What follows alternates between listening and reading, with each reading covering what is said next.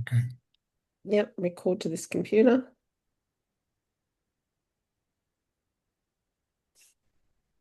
Recording. Hi, Lorene Roberts here and Richard Morden. We are talking all things divorce and life. And this is our second episode today. And we're going to be talking about asking for help. We touched on this last time, but we really need to delve into this a little bit deeper. So why it's hard, why it matters, and how to actually do it. So why is asking for help so hard, Richard? Thank you, Lorraine. For many of us asking, we grew up as children and it's sort of in the area where children were seen and not heard, and asking wasn't Yeah. possible, sometimes due to economics. Oftentimes there wasn't, that, so you didn't do it, or in our reasons, there was some health issues in the family, so there wasn't the resources for that. But also Mm. where our voices were not willing to be heard.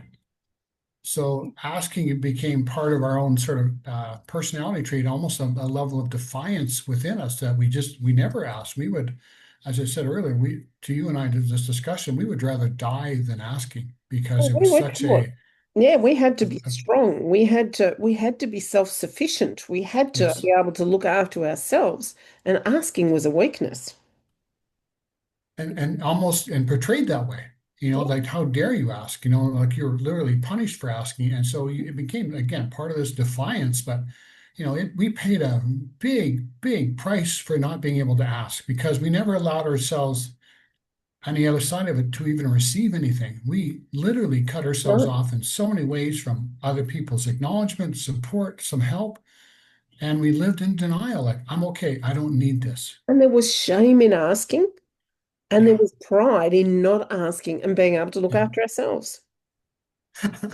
Yeah. You know what? There's that word pride. We're going to talk about that later. That's our next topic. That whole pride thing, I realized, Okay. it creates an incredible silo.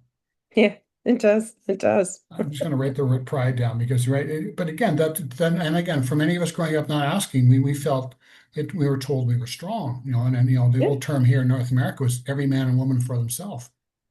So what is Um, the emotional cost of not asking? I mean, it really does make us isolated. It gives us burnout.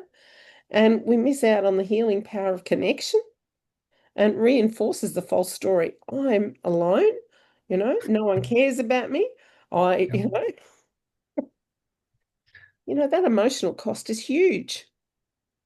And many of us experience growing up what I call emotional isolation. So we did feel alone. We felt Mm, viscerally alone because of our traumatic experiences for one. And that happens with many people and through experiences, wartime, but family environments. So we literally walk around in this sort of emotional silo, but we don't communicate, we don't ask, we don't connect, we don't have, yep, relationships, and especially for yep. any of us going through the dating cycle with, like relationships would come and go so fast and you like, why? What's wrong with me? But we never allowed ourselves and the other person to even sort of connect in relationships, and again, that would maybe last a few months for some of us and boom, it's like we're alone again. And I think it also gives us permission to have bitterness and anger that you've got it and I haven't. Yep.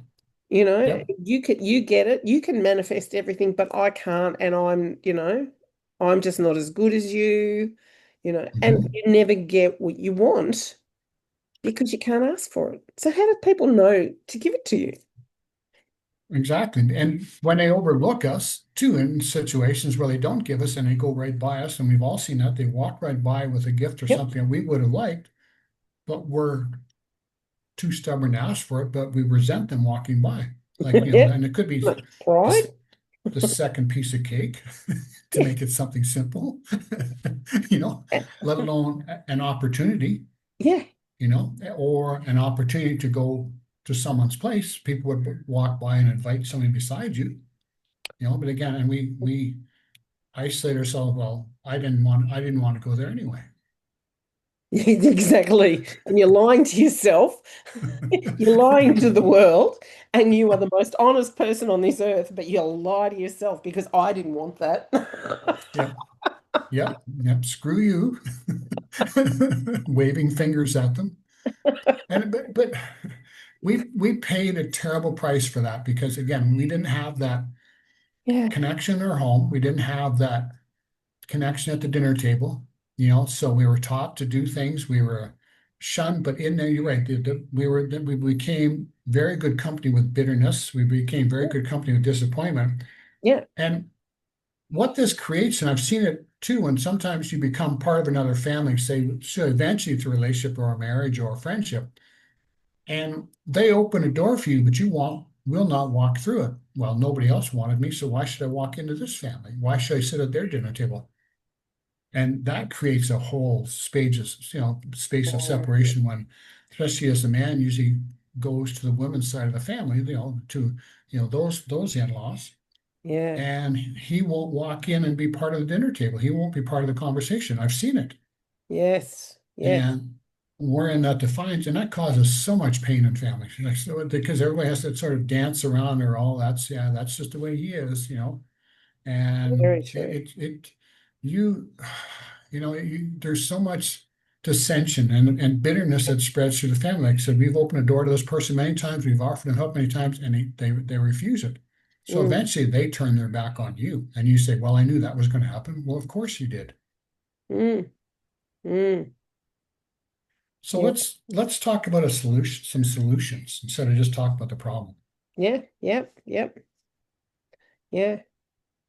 So that's a good idea because, but recognition is the first step, actually, Hmm. I think. You Yeah, need to see it, yeah, and sometimes this is something that needs to be taught to you because it's not instinctive, because your yeah, instincts have been shut down, yes, with what's happened to you prior. So unless you can see it, you can't change it. correct. Mm, So again, trying to recognize, and maybe we'll put a list with this of the signs, how to recognize your own isolation. mm, And I'll make a list probably with below this video and put it in our channels, right? Because it's recognizing that. How do you know what your person's, your person with, or how do you know you're doing this? Because we don't see our own behavior. no. And how do you come through this? That's the work Lorraine and I do, helping people through these emotional, set points that they've created, these emotional periods that really cause this dysfunction in our family. With the work I do with emotional freedom technique, and then with time sweeps of how to uncouple the beliefs around that, and also how to have some emotional regulation around it. Mm, And for Lorraine, for the skill sets you bring to the table too, helping people come to the awareness of this, and also what to do to move through it, to release these unconscious barriers. because to other people, it can be as obvious as, them having a pimple on their nose. Yeah. And we look at them and we can see this pimple. And you're saying, what pimple? I can't see a pimple, I Yeah. can't see my nose. Or the booger. Yeah. Yeah. And So that is the beauty of working with people yeah. because you can see what they can't see. But you can make Yes. it obvious and you say, okay, put your fingers, can you feel that lump? And they go, oh my God, she's right. Let me have a look in the mirror. Oh my God, it's huge. It's not a pimple, it's a wart.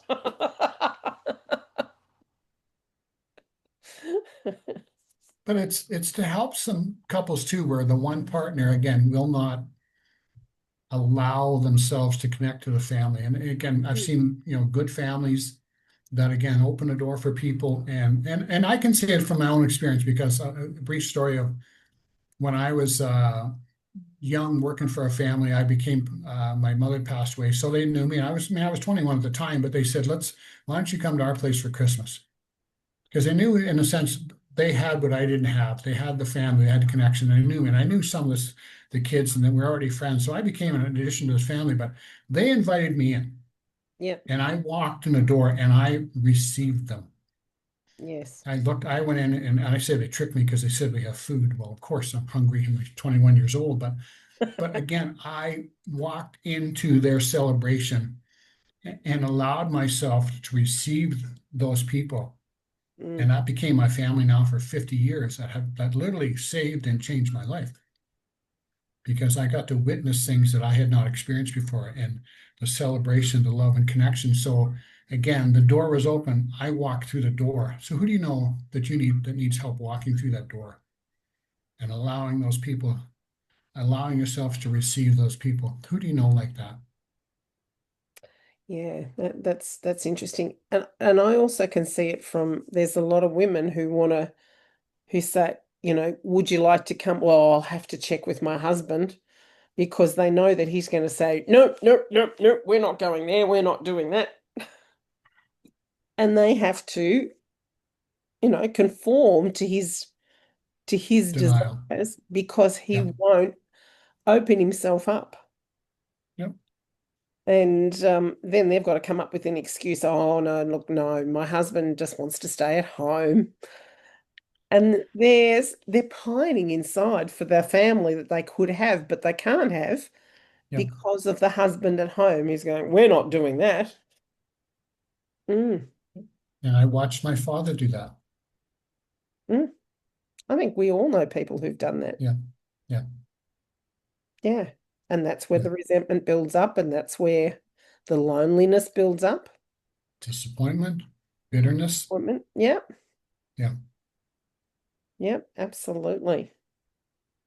Mm, yeah. So episode 2, asking. Asking. Yeah. There's power in asking. There's a power in asking.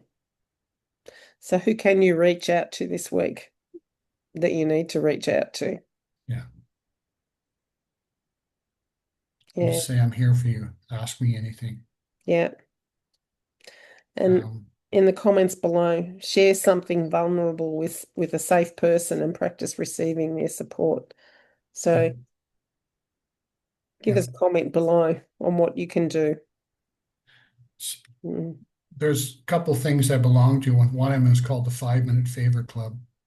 Sometimes you can ask somebody, can I have your ear for 5 minutes? Or can I ask for get for some can I receive some advice for 5 minutes? I think we can all do that. So we start doing more of that, little bits, a sip of the coffee. And asking someone for advice actually gives them the power and the feeling of being good about Mhm. actually being able to listen to you Yeah, and be honest and give you something back. yeah, So not only are you getting it for yourself, but you're also giving something to someone else. yeah. Mm. Thank you for today. Thank you for listening to us on all things divorce and life. Thank you.